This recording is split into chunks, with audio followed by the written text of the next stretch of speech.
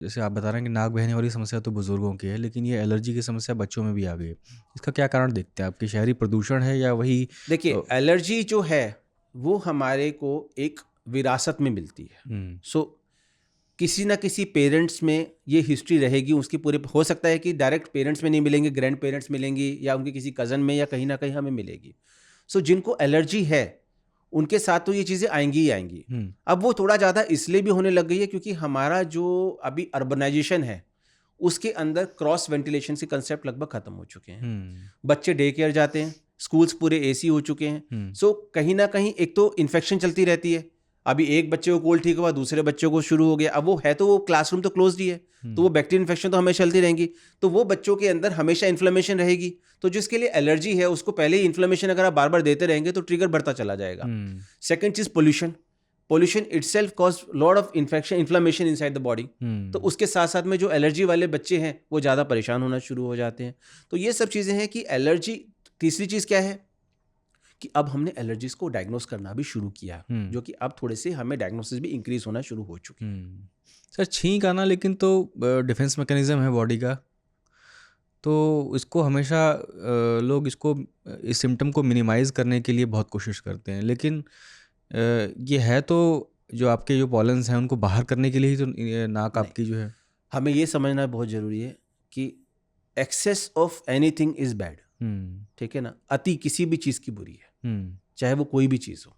ठीक है, तो जो छींकें आपकी डिफेंस मैकेनिज्म के लिए आएंगी वो उतनी आएंगी ना कि पॉलन्स निकल जाए। हम्म बट ये तो माइक्रो पार्टिकल्स हैं, ये तो सीधा सीधा आपके अंदर जाके पूरा का पूरा बॉडी को इन्वेड करने की पावर रखते हैं। हम्म अब वो जा ही चुके हैं, ये तो आपका बॉडी का रिस्पॉन्स आ रहा है, अब वो उसको रोक नहीं रही है। यहाँ पर हम्म यहाँ तो वो ट्रिगर हो चुकी है। तो hmm it is an excessive response of the body, it is not preventing you the pollen to go inside.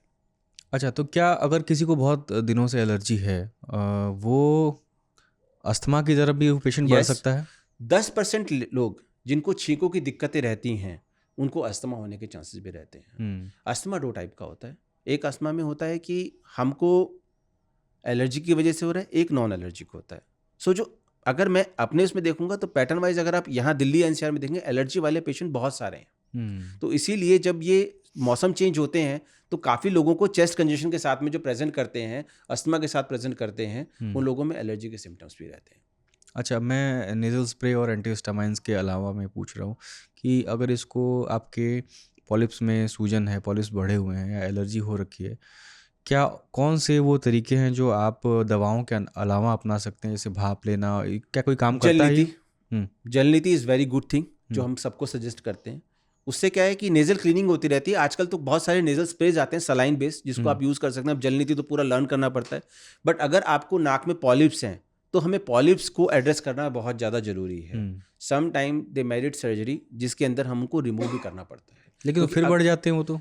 अगर हाँ, अब आपको ये समझना बहुत ज़रूरी है कि आम आदमी की यही धारणा है कि हम सर्जरी कराते हैं हमें तो वापस बीमारी आ जाएगी तो हम ऑपरेशन क्यों करवाएं। हुँ, जब तक वो पॉलिप्स हैं तब तक के लिए आपकी कोई भी दवाई पूरी इफेक्टिव हो ही नहीं सकती है, हुँ, पहली चीज़। दूसरा, आपके पॉलिप्स अगर इस हिस्से में हैं तो हमेशा सर पे भारीपन रहेगा।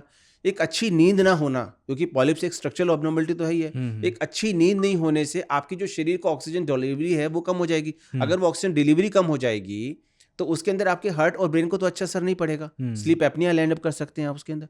जो नाक के पॉलिप्स के बीच का म्यूकस फंसा हुआ है वो धीरे धीरे आपके गले के रास्ते चेस्ट को खराब करेगा। आपके अस्थमा बनने के चांसेस और ज़्यादा बढ़ जाएंगे। हुँ, तो सर्जरी का जो प्राइमरी फंक्शन होता है वो ये होता है कि हम साइनसेस को ओपन कर रहे हैं, हम डिजीज को निकाल रहे हैं जो पॉलिप्स हैं, हुँ, हम एलर्जी को नहीं निकाल रहे हैं। सो उसके बाद में आपको रेगुलर नेजल क्लीनिंग की जरूरत पड़ती है। हुँ, तो आप जल नीति को हम कहते हैं जल नीति करना होता है, उसमें हम एक दवाई और बता दें जिसको ऐड करके हम करवाते हैं। उससे काफ़ी सारे पेशेंट्स को कंट्रोल रहता है। अब प्रॉब्लम क्या है, लोगों को लगता है कि सर्जरी करा ली और हमारा काम खत्म हो गया, बट हुँ। यहाँ ऐसा नहीं है। उसके साथ में रेगुलर नेजल क्लीनिंग चाहिए होती है। हम एलर्जी पे काम करते हैं, हम एलर्जी टेस्टिंग करते हैं, फिर हम इम्यूनोथेरेपी शुरू करते हैं। तो बहुत सारे ऐसे लोग हैं जो बिल्कुल ठीक चल रहे हैं इस टाइम पे। ज़रा इसको समझाइए, नेज़ल क्लीनिंग है क्या असल में तो? बेसिकली जल नीति होती है। ठीक है, अब जैसे कि हमारे पास मार्केट में काफ़ी सारे कंपनीज़ हैं जो कि बॉटल्स बनाते हैं, उसके अंदर हम थोड़ा सा गुनगुना पानी लेते हैं। उसके साथ में एक तो कमर्शलाइज्ड हमें शैशे मिल जाते हैं और कोई शैशे नहीं अफोर्ड कर सकता तो हम कहते हैं कि थोड़ा सा नमक ले लो, हुँ, थोड़ा सा बेकिंग सोडा डाल लो। हुँ, ठीक है, उन दोनों को मिक्स कीजिए और नाक को रेगुलर क्लीन करा कीजिए, उससे हुँ, वॉश कीजिए। ठीक है, इनिशियली सुबह शाम, फिर जब बेटर हो जाते हो तो सिर्फ रात रात को करते ताकि वो एलर्जेंस बाहर आए। एलर्जेंस बाहर आते हैं। साइनस की लाइनिंग को अगर आप क्लियर करते रहते हो तो उनका भी एक एक्शन होता है, म्यूकोसिलरी एक्शन कहते हैं हम लोग, वो सब कुछ क्लियर करते रहते हैं, तो वो और बेटर आपको फील करवाते हैं।